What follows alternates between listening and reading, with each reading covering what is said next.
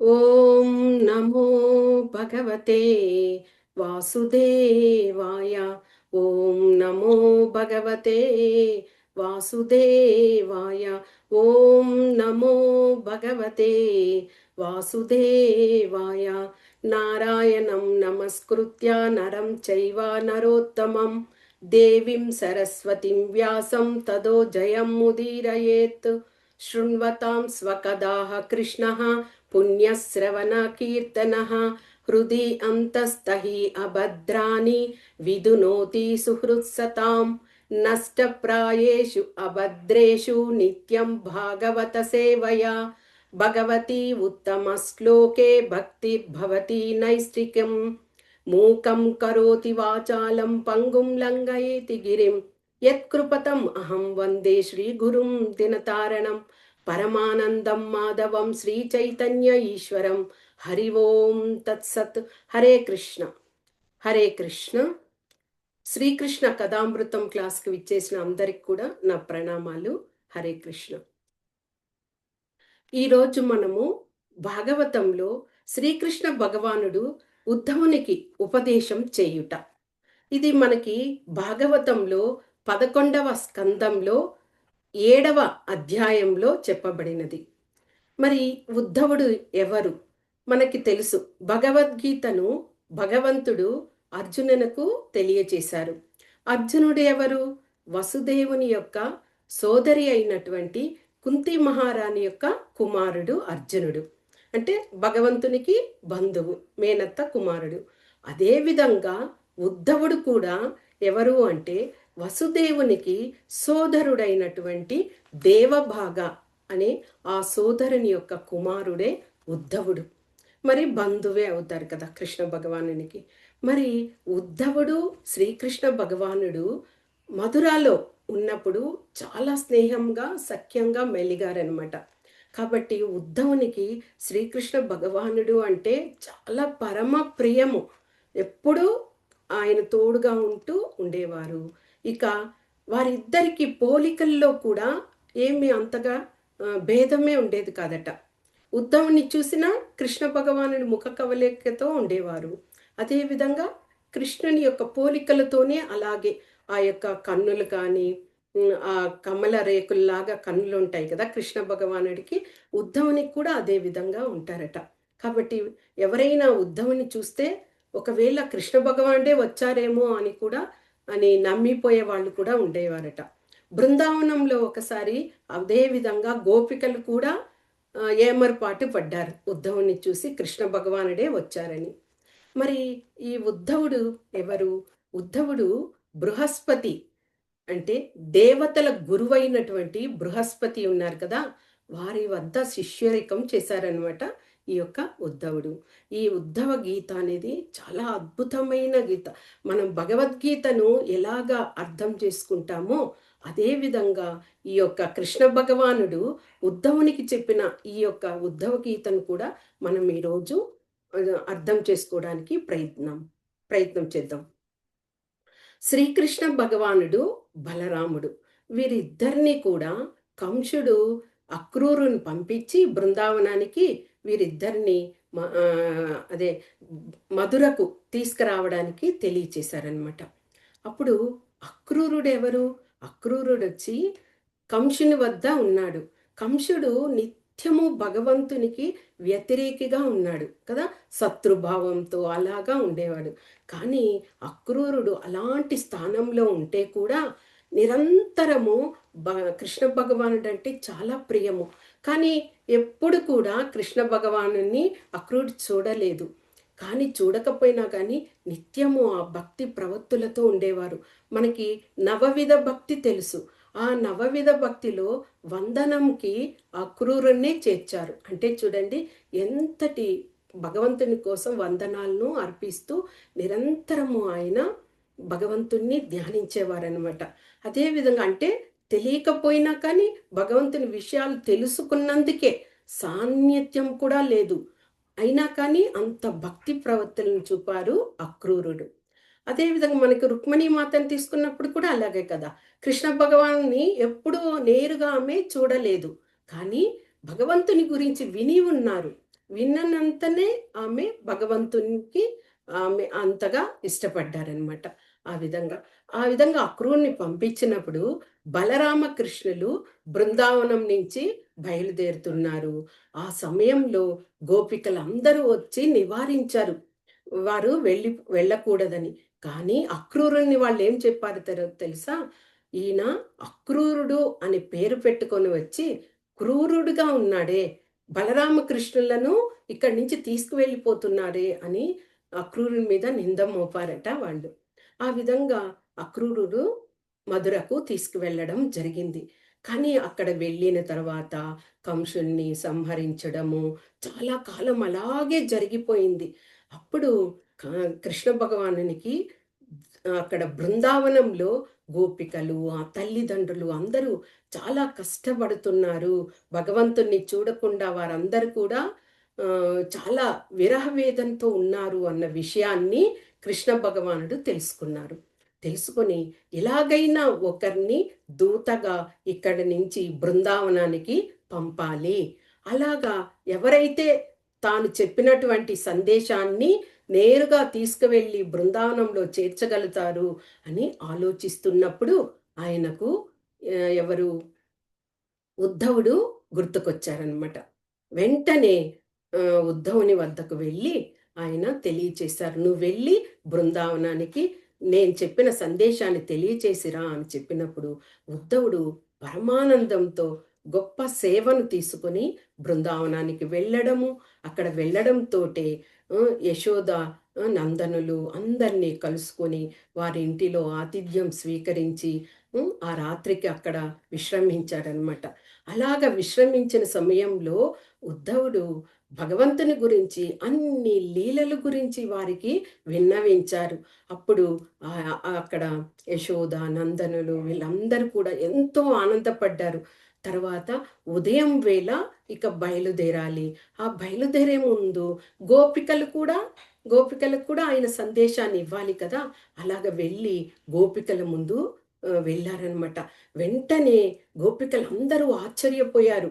అంటే వాళ్ళు మొదట రథం నిలిచి ఉన్నప్పుడు ఆ రాత్రి సమయం అనుకున్నారు. మళ్ళీ ఆ అక్రూరుడొచ్చేసారేమో, మళ్ళీ ఇంకెవరిని ఇక్కడ ఉండి తీసుకువెళ్తాడేమో అని అలాగనుకున్నారు. కానీ తర్వాత ఉద్ధవుని చూసేసరికి గోపికలందరూ ఆశ్చర్యపోయారు. ఎందుకంటే అలాగే కృష్ణ భగవానుడు ఉన్న పోలికలతోనే అలాగే ఉన్నారనమాట.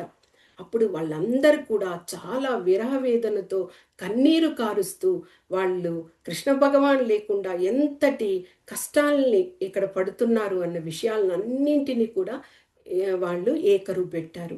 అవన్నీ వింటూ ఉంటే ఉద్ధవునికి చాలా ఇదైంది. ఇంతటి పరమ ఉత్కృష్టమైన భక్తులు గోపికలు ఉన్నారా అనేసి ఆయన కూడా అంతగా ఆశ్చర్యపోయారట. ఇక వారికి భగవంతుడిచ్చిన సందేశాన్ని చెప్పడం జరిగింది. ఏమిటి? త్వరలో నేను బృందావనానికి వస్తాను అన్న ఆ విషయాన్ని. అయితే కూడా వాళ్ళు ఆ విషయాన్ని తీసుకున్నా గానీ వాళ్ళు ఏమనుకుంటున్నారు? మేము ప్రాణము ఉన్నా కానీ లేనటువంటి జీవోత్సవంలాగా ఇక్కడ మేము బ్రతుకుతున్నాము బృందావనంలో అంటూ గోపికలు ఒక సందేశాన్ని ఉద్ధవునికి ఇచ్చి తెలిపారనమాట. తర్వాత వారిని అందరినీ కూడా శాంతపరిచి ఉద్ధవుడు తిరిగి ఇక్కడికి రావడం జరిగింది. ఆ విధంగా భగవంతుడు చెప్పినటువంటి ఆ సేవను తూచా తప్పకుండా ఉద్ధవుడు వెళ్ళి ఆ సందేశాన్ని ఇవ్వడం జరిగింది. తర్వాత వారు చెప్పిన విషయాన్ని తీసుకొచ్చి భగవంతుడికి కూడా చెప్పడం జరిగింది. ఆ ఉద్ధవుడు అంటే భగవంతుడికి చాలా ప్రియము. ఎందుకు అంటే అనుయాయులు. అనుయాయులు అంటే ఏమి?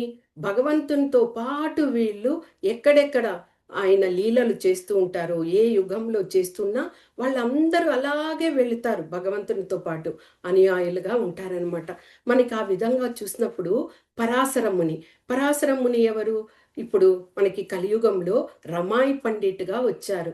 రమాయి పండిట్ అంటే శ్రీవాస శ్రీవాసాది పండిట్ ఉన్నారు కదా! నారద మహర్షి శ్రీవాసగా ఆయన ఆవిర్భవించారు కదా! వాళ్ళ యొక్క సోదరుడే రమాయి పండిట్. అంటే పరాశర ముని కలియుగంలో రమాయి పండిట్‌గా వచ్చారు. అదేవిధంగా వ్యాస మహర్షిని తీసుకోండి. వ్యాస మహర్షి శ్రీ బృందావన ఠాకూర్ అలాగా ఆయన రావడం జరిగింది. అదేవిధంగా మనకి ఆహ్, ఎవరు బృహస్పతి దేవతలకి గురువు కదా! ఆ బృహస్పతి కూడా కలియుగంలో సార్వభౌమ భట్టాచార్యులుగా ఉన్నారు. సార్వభౌమ భట్టాచార్యులు అంటే పూరి జగన్నాథ క్షేత్రంలో ఆయన మాయవాద తత్వాన్ని ఇది చేస్తూ ఉన్నప్పుడు చైతన్యుల వారు చిన్న అంటే 18 సంవత్సరాల వయసు, ఆయనకేమో 70, 80 సంవత్సరాల వయసు. ఆ సమయంలో చైతన్యుల వారు ఆయనకు పోటీగా వాదోపవాదాలు చేసి తత్వశాస్త్రం అన్నింటినీ తెలియచేసి అంత పెద్ద అతనే శ్రీకృష్ణ చైతన్య ప్రభువుల వారి కాళ్ళ మీద పడి నన్ను శిష్యునిగా స్వీకరించండి అని చెప్పగలిగేంత చేశారనమాట. ఆయన బృహస్పతి సార్వభౌమ భట్టాచార్యులుగా. ఇక మనకి పంచతత్వాలు మాయాపూర్లో మనము భగవంతుడు అందరూ కూడా గదాధర్ పండిట్టు మన అదే రాధారాణి రూపంలో తర్వాత బలరాముడు వచ్చి నిత్యానందుల వారిలాగా విష్ణువు వారంతా ఇట్లా అద్వైత ఆచార్యులుగా అలాగ పంచతత్వాలు ఉన్నారు. తర్వాత మనకి శ్రీ చైతన్య మహాప్రభు యొక్క ధర్మపత్ని అయినటువంటి విష్ణుప్రియ, ఆమె ఎవరు? సాక్షాత్తు సీతాదేవి. అదేవిధంగా కౌసల్యమాత. కౌసల్యమాత ఎవరు? కలియుగంలో చైతన్య మహాప్రభుల వారి తల్లి. ఆమె సచీమాత.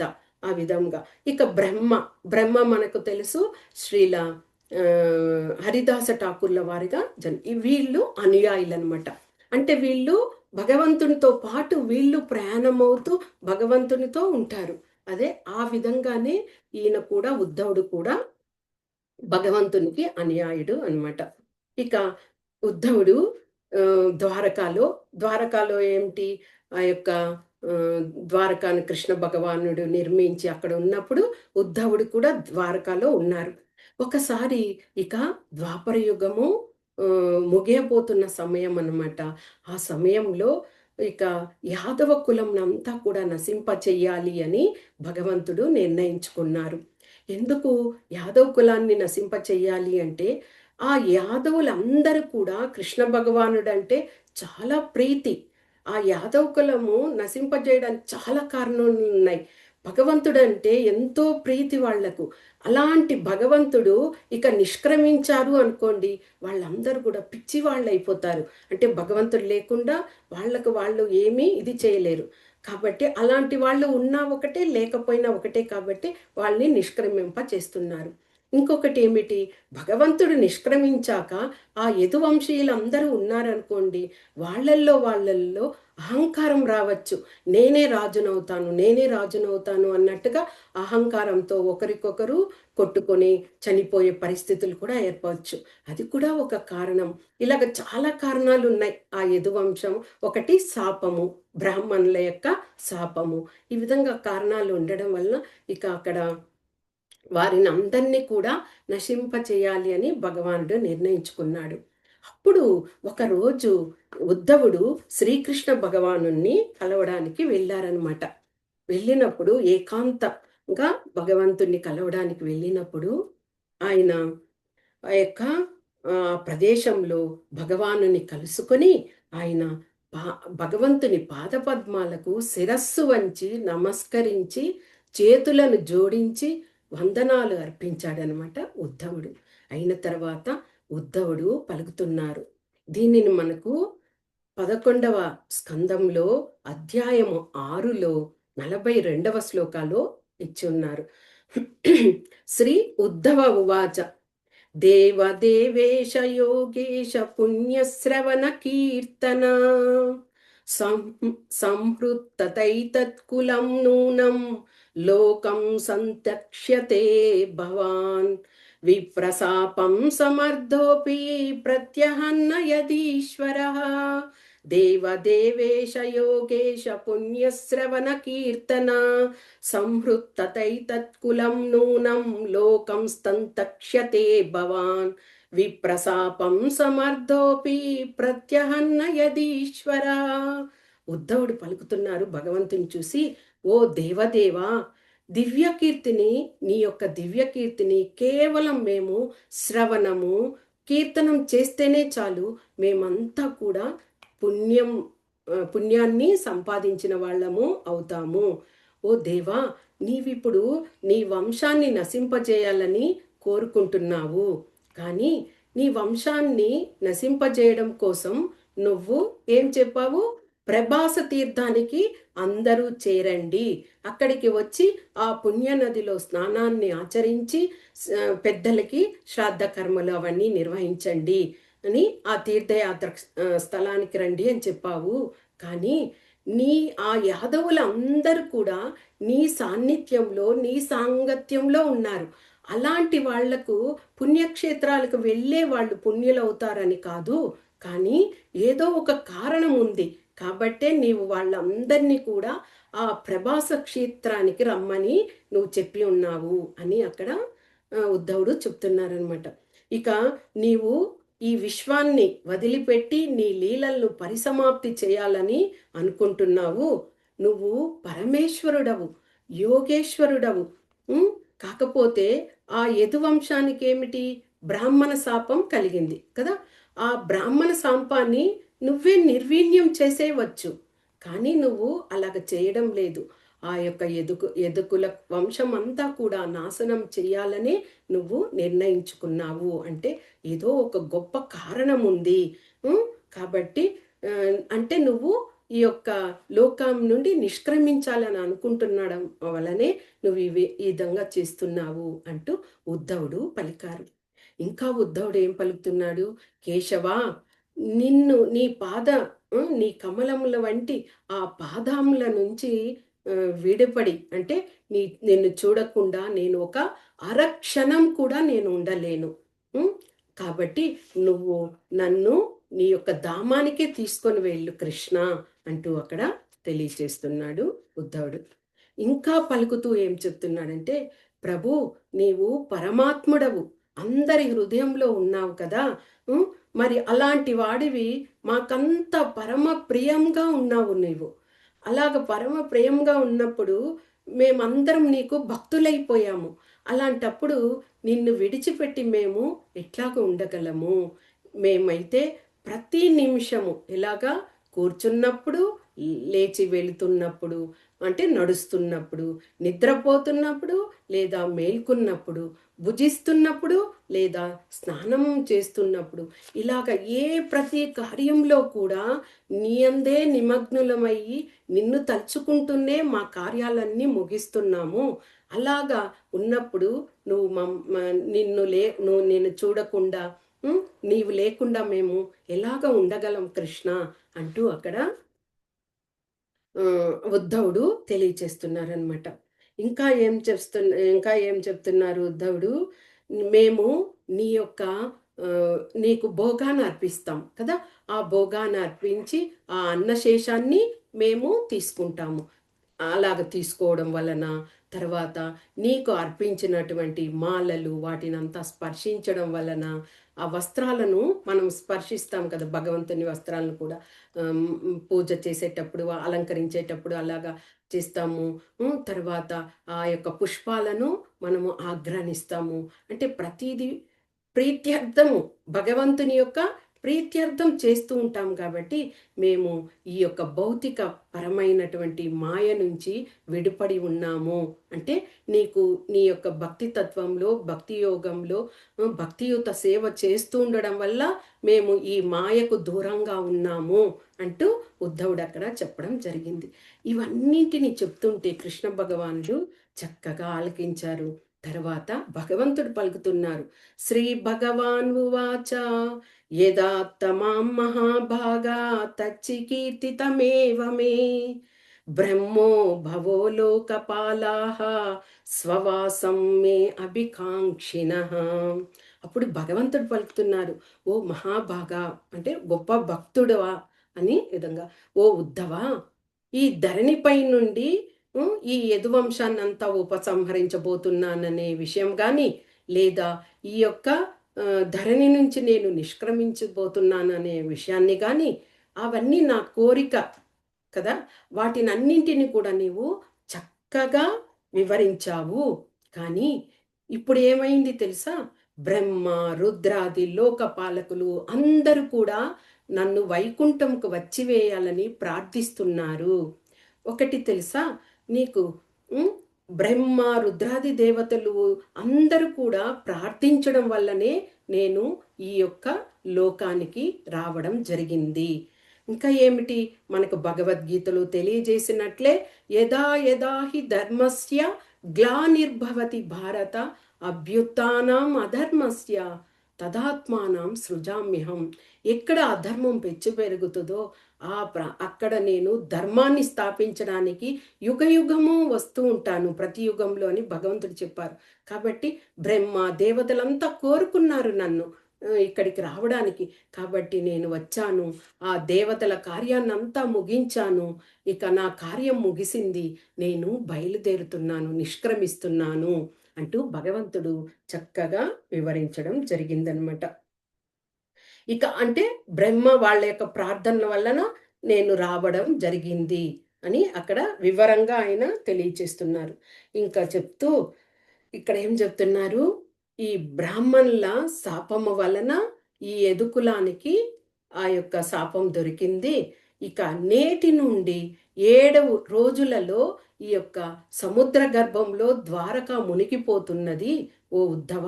కాబట్టి నేను నిష్క్రమించబోతున్నాను. నేను నిష్క్రమించే సమయానికి హ్మ్, నీవు నిష్క్రమించిన తర్వాత నీవిక్కడ ఉండడానికి లేదు. అంటే చూడండి, ఒక భక్తుడిని భగవంతుడు ఎంతగా స్వాంతనపరుస్తాడు. అంటే నేను వెళ్ళిపోతున్నాను.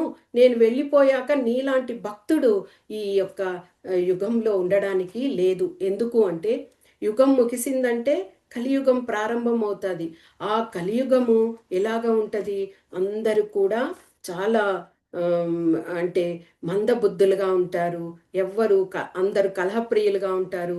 ఒకరినొకరు అర్థం చేసుకోకుండా అలాగా మోసపూరితంగా ఉంటారు ఉద్ధవ. నీలాంటి పాపరహితుడు ఇక్కడ ఉండడానికి వీలు లేదు. అంటే నానా రకాలుగా కలియుగంలో మానవులందరూ ఆ కలిపురుషుని యొక్క ప్రభావం వలన, మాయ ప్రభావం వలన చాలా మోసపూరితంగా ఉంటది. అలాంటి ప్లేస్‌లో నువ్వు ఉండడానికి లేదు అంటూ ఉద్ధవునికి భక్తుడు కాబట్టే ఆయన ఆ యొక్క ఉపదేశాన్ని భగవంతుడు ఇస్తున్నాడనమాట. ఇంకా ఏం చెప్తున్నారు కృష్ణ భగవానుడు?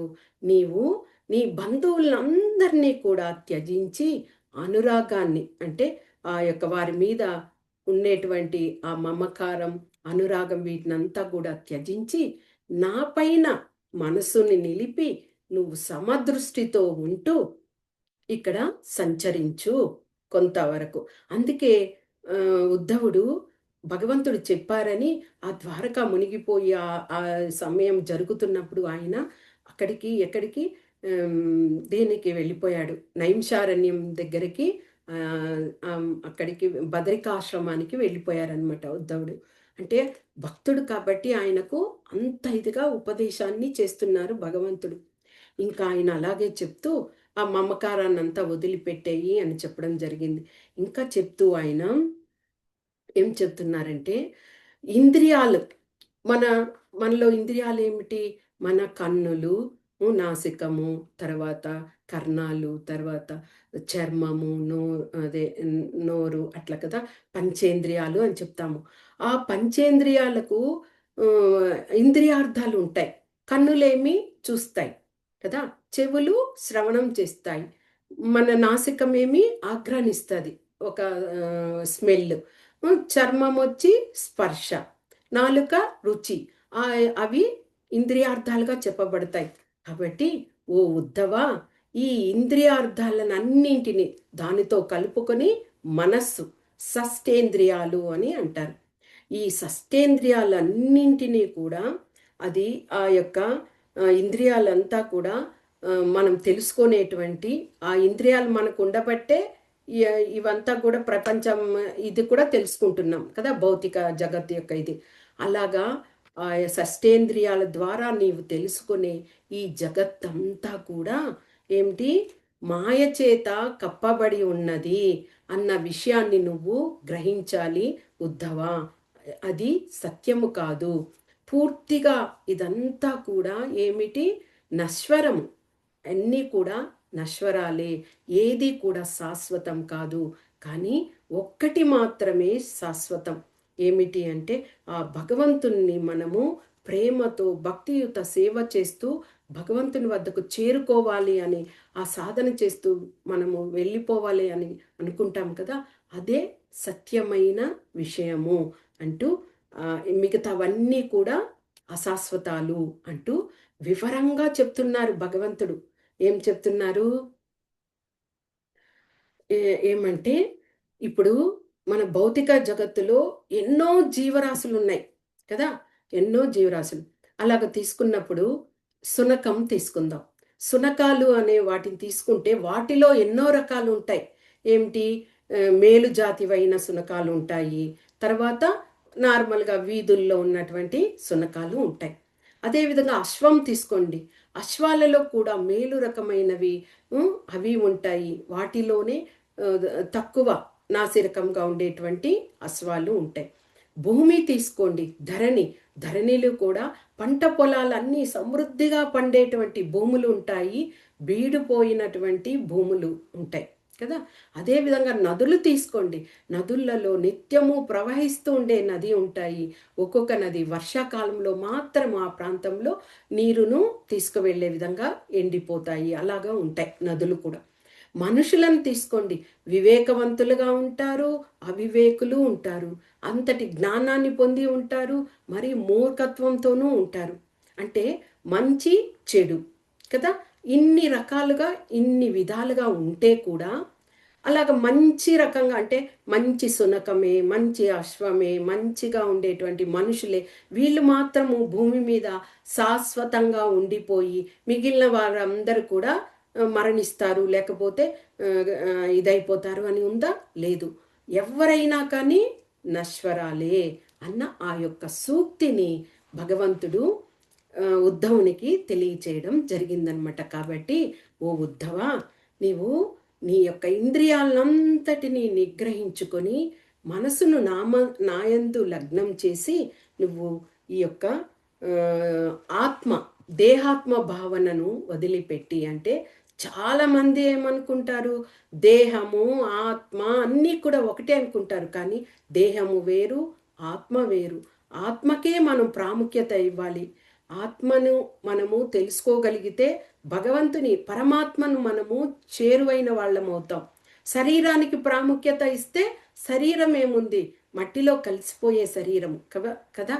కాబట్టి దానికి అంత ప్రాముఖ్యత కాదు. కాబట్టి నువ్వు దేహాత్మ భావాన్ని విడిచిపెట్టాలి. ఆత్మ గురించి పరిశీలించి నువ్వు ఈ జగత్తునంతా తెలుసుకోవాలి అని చెప్తూ, నీవు చాలా వేద జ్ఞానవంతుడివి. ఆ యొక్క జ్ఞానము పరమ ఆహ్, చరమ లక్ష్యముగా ఏమిటి అన్న విషయాన్ని మాత్రమే తెలుసుకో. మన యొక్క పరమ లక్ష్యం ఏమిటి? ఆ భగవంతునికి సేవ చేయడమే.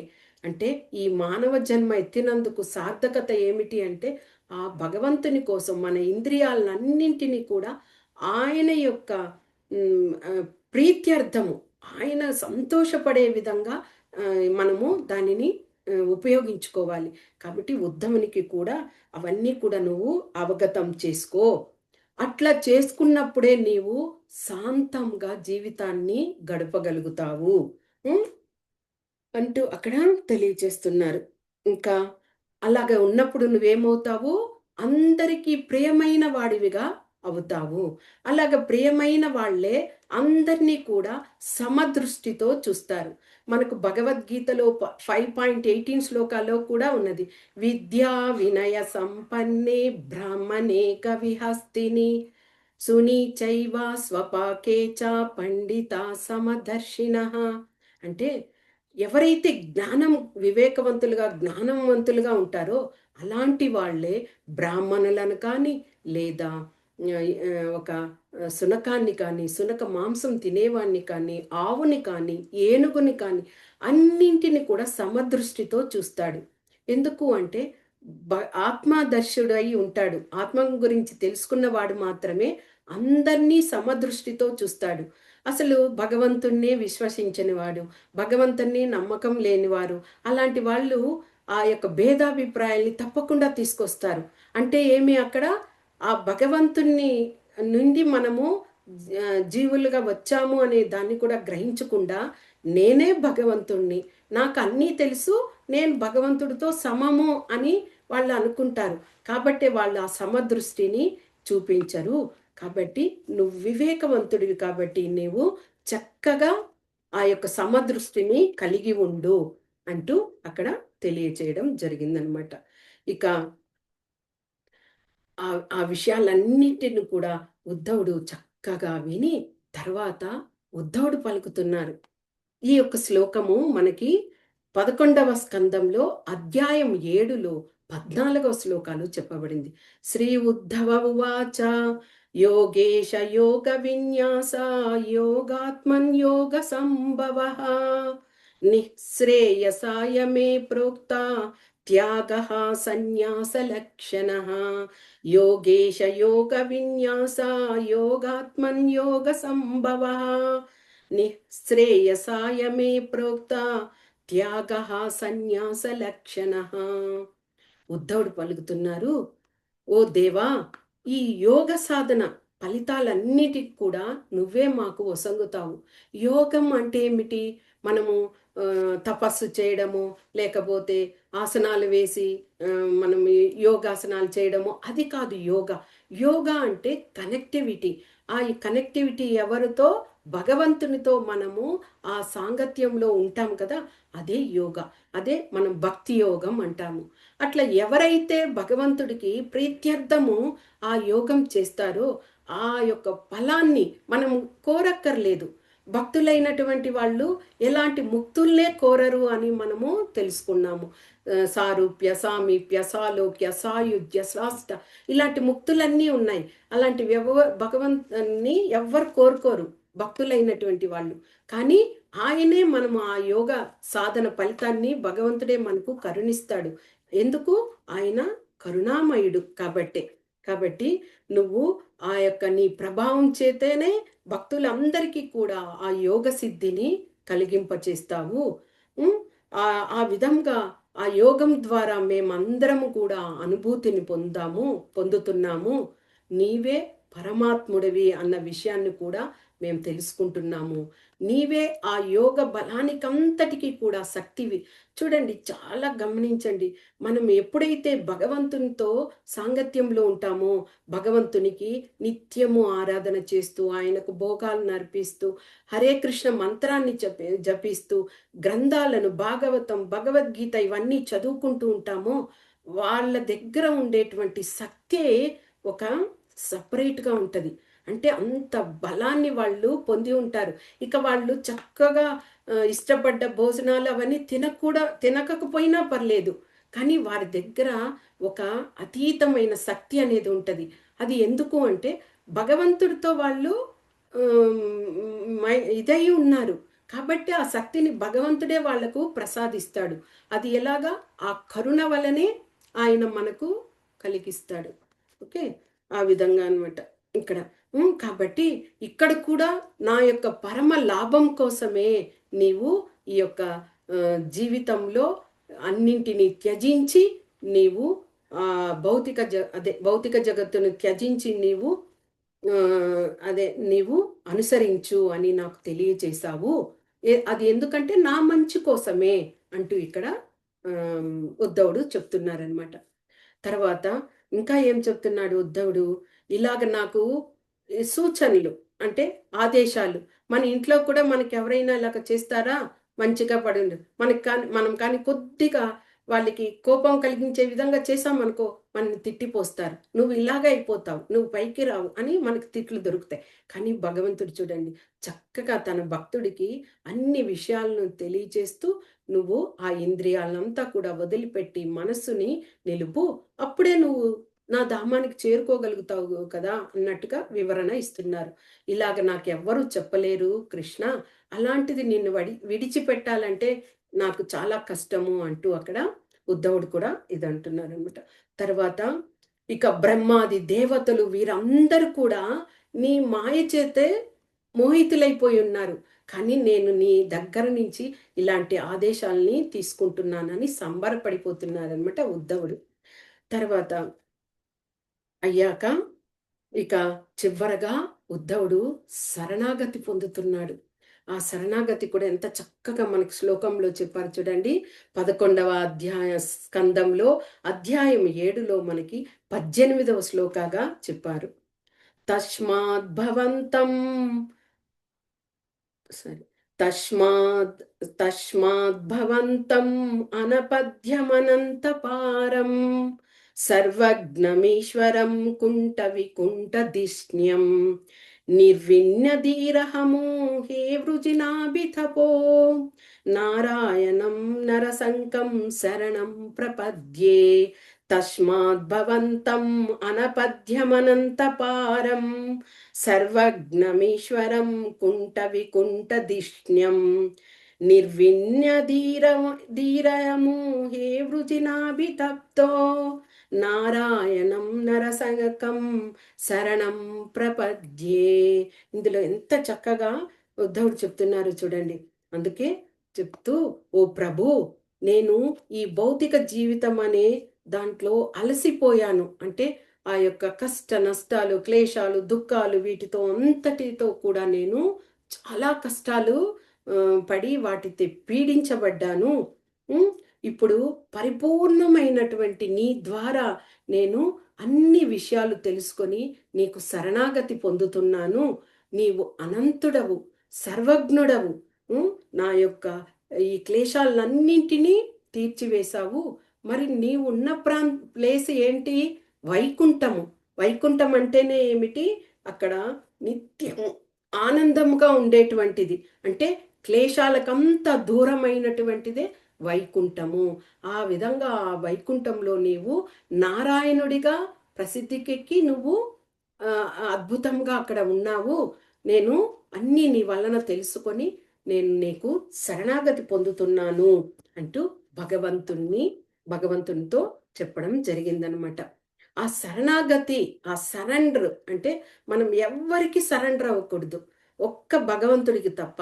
ఎందుకంటే భగవంతుడికి శరణాగతి పొందడం వలన మనము మన మన హృదయాల్లో ఉన్నటువంటి కల్మషాలు అన్నీ పోతాయి. భగవంతుని ధామం చేరుకోనేకి కూడా మార్గము. ఏదో సాధారణ మనుషులకు వాళ్ళ పనులకు వాళ్ళ సేవల కోసమో వాళ్లకు అణిగిమణిగి ఉండాలి అన్న ఆ విషయానికంతా కూడా మనము దూరంగానే ఉండాలి. భగవంతుడికి శరణాగతి పొందాలి. అదే విషయాన్ని భగవంతుడు కూడా తెలియచేస్తూ, ఎవరైతే బుద్ధిమంతుడో వివేకవంతుడుగా ఉంటారో అలాంటి వారు తన చుట్టూ ఉన్న ప్రపంచాన్ని అంతటిని కూడా జాగ్రత్తగా పరిశీలించి ఆనందమైన సుఖాన్ని పొందుతారు. చూడండి, భగవంతుడు కూడా అదే చెప్తున్నాడు. వివేకంతో బుద్ధివంతుడిగా ఉండి మనం వచ్చి ఆ యొక్క జాగృతతో ఉండాలి. ఇలాంటి బుద్ధి ఇవన్నీ ఎలాగొస్తాయి మనకి? సాధారణంగా ఉంటే కాదు, అసాధారణమైన భక్తియుత ప్రేమ సేవలు చేసినప్పుడే మనము ఆ వివేకమైన జ్ఞానాన్ని పొందుతాము. మాయకు లోబడి ఇంద్రియాలకు లోబడి అలాగ ఉన్నప్పుడు ఏమవుతాం? మనము పూర్తిగా వాటి సరెండర్ అయిపోయి ఉంటాం. కాబట్టి ఆ విఘ్నత జ్ఞానము అనేది మనము పెంపొందించుకోలేము. ఇదే విషయాన్ని మనకు షడ్ గోస్వాములలో శ్రీల జీవ గోస్వామి ఉన్నారు. ఆయన కూడా చెబుతూ, సర్వనుసరణే ప్రవర్తక ఇత్యర్థ. అంటే ఎవరైతే మనుషులు చక్కగా అనుభవం ద్వారా వివేకం ద్వారా వాళ్ళు ఆ జ్ఞానాన్ని సంపాదిస్తారో అలాంటి వాళ్ళందరూ కూడా భగవంతుడు ఇచ్చినటువంటి ప్రతినిధులను తెలుసుకోగలుగుతారట. భగవంతుడు ఇచ్చిన ప్రతినిధులు ఎవరు? గురువులు. కాబట్టి అలాంటి గురువులకు మొదట శరణాగతి పొంది తర్వాత ఆ గురువుల ద్వారా భగవంతుణ్ణి చేరుకుంటారు అని శ్రీల జీవ గోస్వామి వారు కూడా తెలియచేశారు. ఇక భగవంతుడు తెలియచేస్తూ, ఓ ఉద్ధవా, ప్రభుజీ టైం ఉందా ప్రభుజీ? హరే కృష్ణ.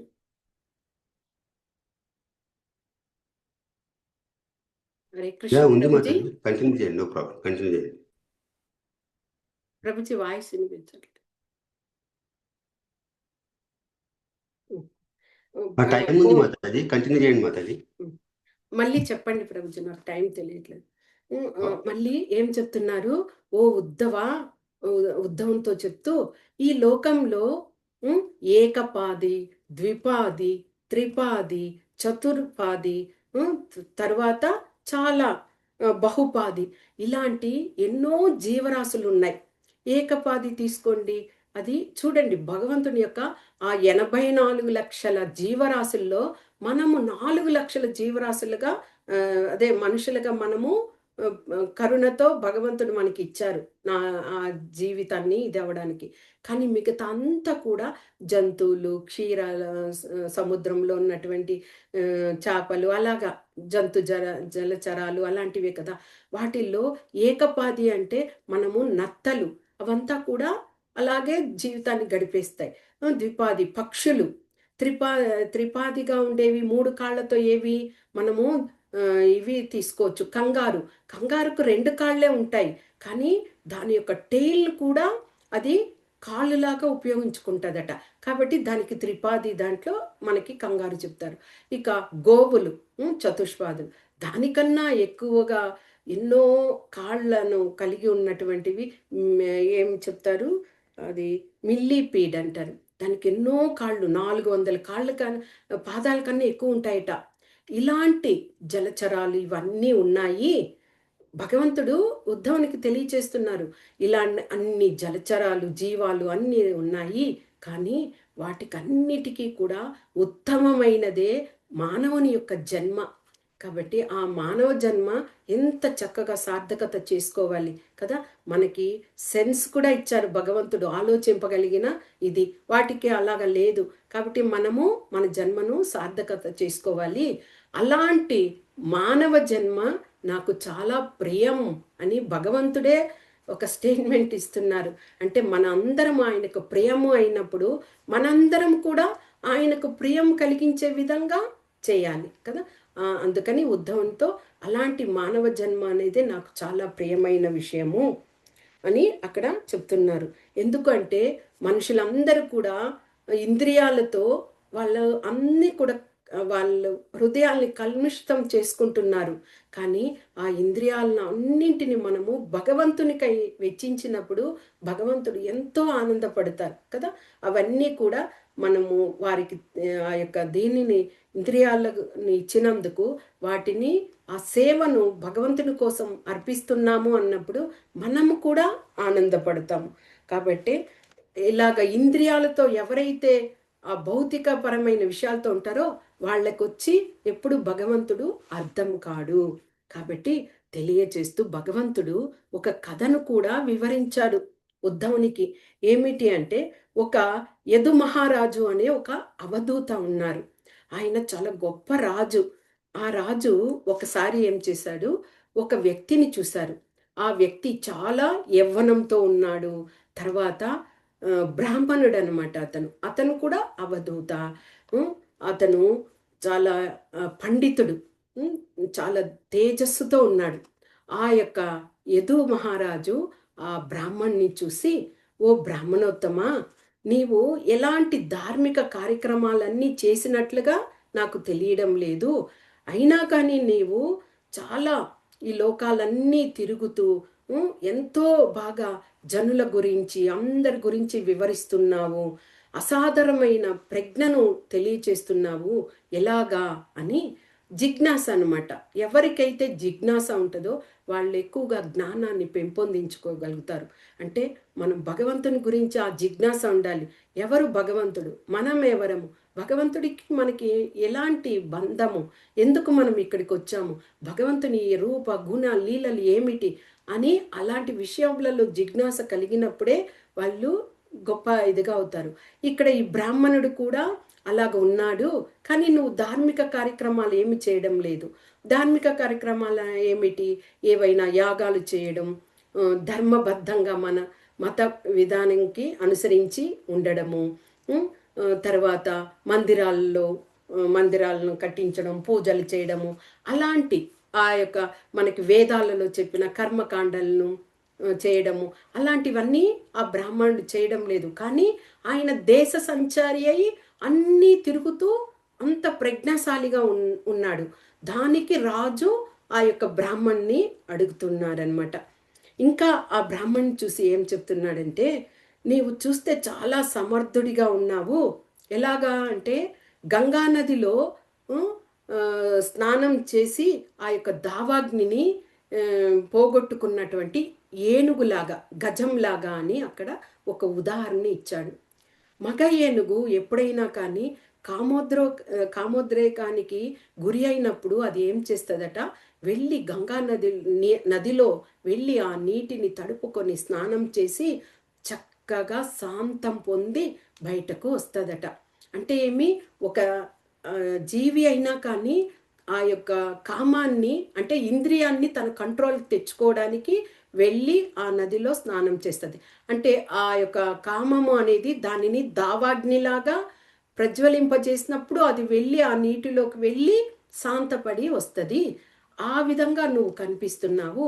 అంతేకాకుండా ఇప్పుడున్నటువంటి మనుషులందరూ ధర్మార్థ కామ మోక్షాలు వీటికే ముఖ్యత్వాన్ని ఇస్తున్నారు.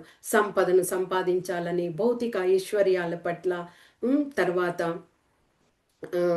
మోక్షాన్ని పొందాలని ఇలాగంతా ఉంటే, నీవు మాత్రము వాటికంతటికి కూడా అతీతుడివై ఉండి నీవెంత చక్కగా ఈ ఇంత ప్రజ్ఞను ఇది చేస్తున్నావు అని ఆ యదు మహారాజు ఆ బ్రాహ్మణ్ణి అడిగాడట.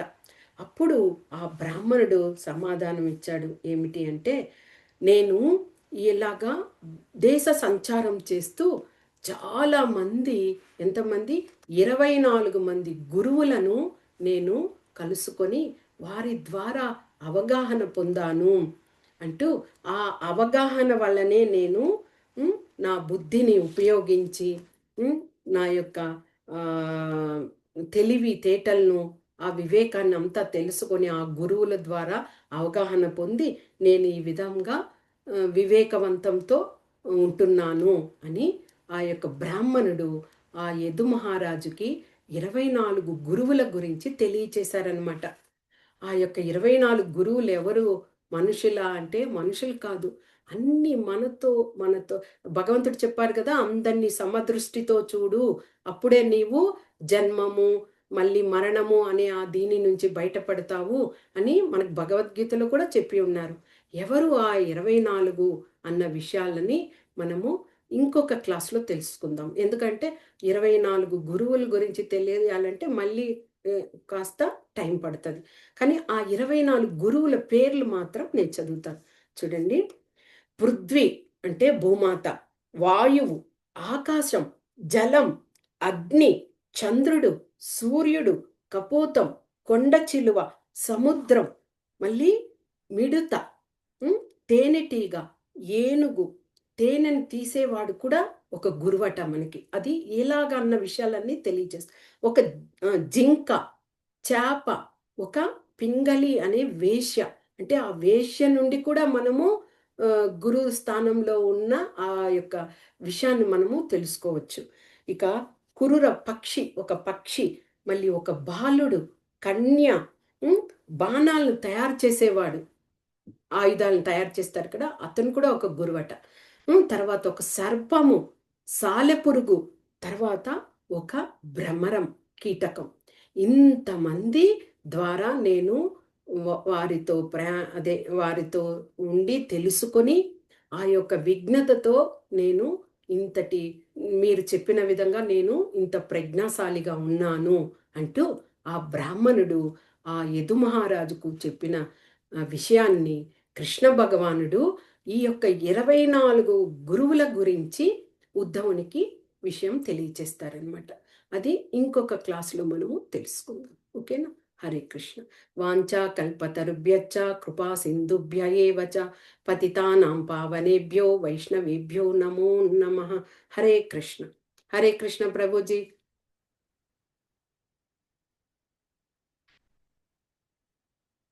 హరే కృష్ణ ప్రభుజీ. హరే కృష్ణ మాతాజీ. ధన్యవాదాలు Mataji. Thank you Mataji. Thank you for wonderful class. భక్తులు కోరుకున్న క్వశ్చన్స్ కామెంట్స్ ఉన్నాయండి? హరే కృష్ణ మాతాజీ. ధన్యవాద ప్రణామ్. హరే కృష్ణ ప్రభుజీ. ఏకపాదము, ద్విపాదము, చతుష్పాదం అని చెప్పినారు కదా, ఆ. ఏకపాత దాని గురించి సరిగా వినబడలేదు. ప్రభుజీ వినలేదు. ఏకపాత అంటే నత్త ప్రభుజీ, నత్తలు చెప్తారు కదా, దానికి ఆ. అసలు పాదం అనేదే ఉండదు, కానీ ఆ యొక్క శరీరంతోనే దాన్ని జీవనం కొనసాగిస్తారు. అంటే ఒకే ఇదిగా ఉంటది దానికి పాదం అనేది, దాని శరీరమే పాదం లాగా ఉంటది కాబట్టి అలాగే సంచరిస్తుంది. నత్తలు అంటారు కదా ప్రభుజీ, అది. Okay, thank you Mataji. Hare Krishna. అదే అంటే మనకి అర్జునునికి భగవంతుడు భగవద్గీత తెలియచేసి అందరికీ తెలిసే విధంగా చేశారు. అదే విధంగా మనకి ఉద్ధవునికి కూడా తెలియడం వల్లనే మనకి ఇప్పుడు ఈ విషయాలన్నీ కూడా తెలుస్తున్నది. ఉద్ధవునికి చెప్పిన ఆ విషయం అది మీకు అర్థమైందో లేదో ఇంకా ఉన్నదండి ఉద్ధవ్ గీత?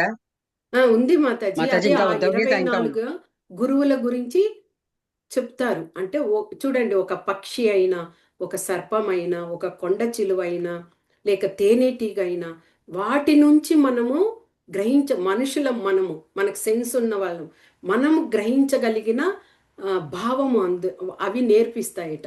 వాటి కథల రూపంలో మనకు తెలుస్తాయి. అంటే వాటి నుంచి కూడా మనము తెలుసుకోవాలి.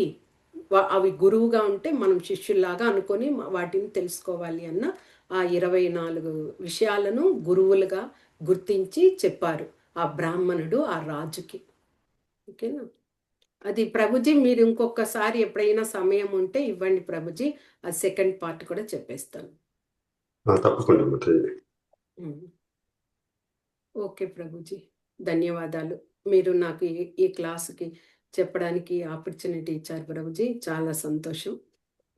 చెప్పండి. మాతాజీ, మా మనముని మిమ్మల్ని ఏమో క్వశ్చన్ అడుగుతారంట మాతాజీ. చెప్పండి మాతాజీ, ఇవ్వండి మాతాజీ. చెప్పురా. హరే కృష్ణ మాతాజీ. హరే కృష్ణ ప్రభు చోట. మాతాజీ, మనకి నారదుడి నుండి కృష్ణుడు శీల ప్రభుపాదర్ వారి దగ్గరికి ఎంతమంది ఉన్నారు మాతాజీ గురువులు? గురువుల బాబు చెప్తాను. మనకి కృష్ణ భగవానుడు కదా, కృష్ణ భగవాన్ నుంచి బ్రహ్మ గురువుగా తీసుకున్నారు. బ్రహ్మ తర్వాత నారద మహర్షి బ్రహ్మను గురువుగా తీసుకున్నారు. నారద మహర్షి నారద మహర్షి నుంచి వ్యాస మహర్షి తర్వాత మనకి అలాగే పరంపర ఇదైంది. తర్వాత మనకు తెలిసి మధ్వాచార్యులు, వ్యాస మహర్షి తర్వాత సుఖదేవ గోస్వామి కూడా శిష్యుడయ్యారు. కానీ మన గురు శిష్య పరంపరను తీసుకున్నప్పుడు మధ్వాచార్యులు వచ్చారు. మధ్వాచార్యులు తర్వాత ఆయన శిష్యులుగా మాధవేంద్రపురి వచ్చారు. మాధవేంద్రపురి అనే గురువు నుంచే మనకి ఇస్కాన్ సంస్థలో ఇంకా మళ్ళీ గురు శిష్య పరంపర ఇదైంది. మాధవేంద్రపురి తరువాత ఈశ్వరపురి తర్వాత శ్రీ చైతన్య మహాప్రభు యొక్క గురువు ఈశ్వరపురి కదా. చైతన్య మహాప్రభు తర్వాత షడ్ గోస్వాములు వచ్చారు. షడ్ గోస్వాములు ఎవరు? శ్రీల సనాతన గోస్వామి, శ్రీల రూప గోస్వామి, శ్రీల రఘునాథ దాస గోస్వామి, శ్రీల రఘునాథ భట్ట గోస్వామి, శ్రీల గోపాల భట్ట గోస్వామి, శ్రీల జీవ గోస్వామి, అందరు కూడా. నిన్న విజయ అడిగిందే, నేను అవన్నీ చదవలేక నేను అవన్నీ చూసి చదవాల నాకు రాదు అని. అదే మాతాజీ ఎవరో మాట్లాడుతున్నారు. ఓకే, వాళ్ళు షడ్ గోస్వాములు వచ్చారు. గోస్వాముల తర్వాత మళ్ళీ మనకి ఆచార్యులు వచ్చారు. జగన్నాథ్ దాస బాబాజీ గురువుగా, ఆయనకు శిష్యునిగా శ్రీల భక్తి వినోద ఠాకూర్ల వారు, ఆయనకు శిష్యులుగా గౌర కిషోర దాస బాబాజీ, తర్వాత ఆయనకు శిష్యులుగా శ్రీల సరస్వతి ఠాకూర్ల వారు, ఆయనకు శిష్యులుగా శ్రీల ప్రభుపాదుల వారు వేసి భక్తి వేదాంత స్వామి ప్రభుపాద, ఆయనకు శిష్యులుగా ఇప్పుడు ప్రస్తుతానికి గురు మహారాజులైనటువంటి జయపతాక స్వామి. అర్థమైందా?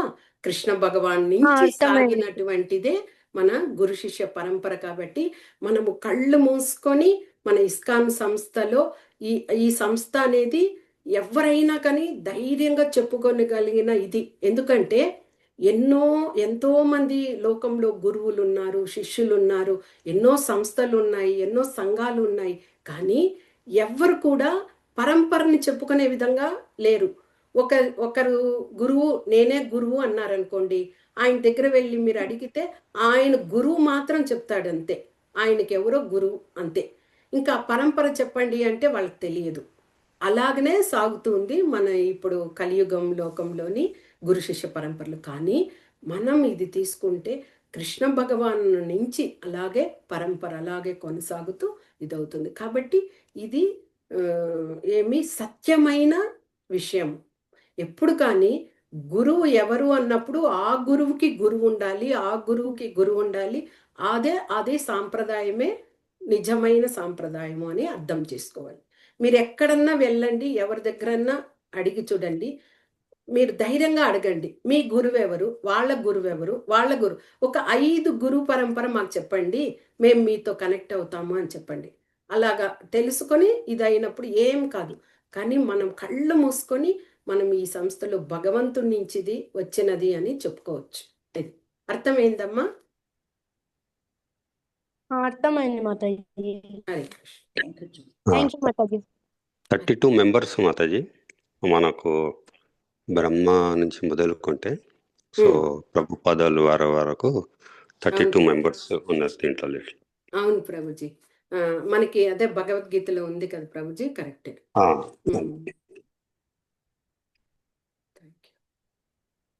ఇంకా ఎవరికైనా క్వశ్చన్స్ కామెంట్స్ ఉన్నాయా?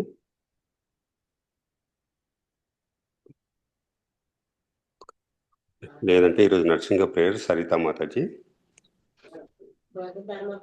అన్ని దేవుళ్ళు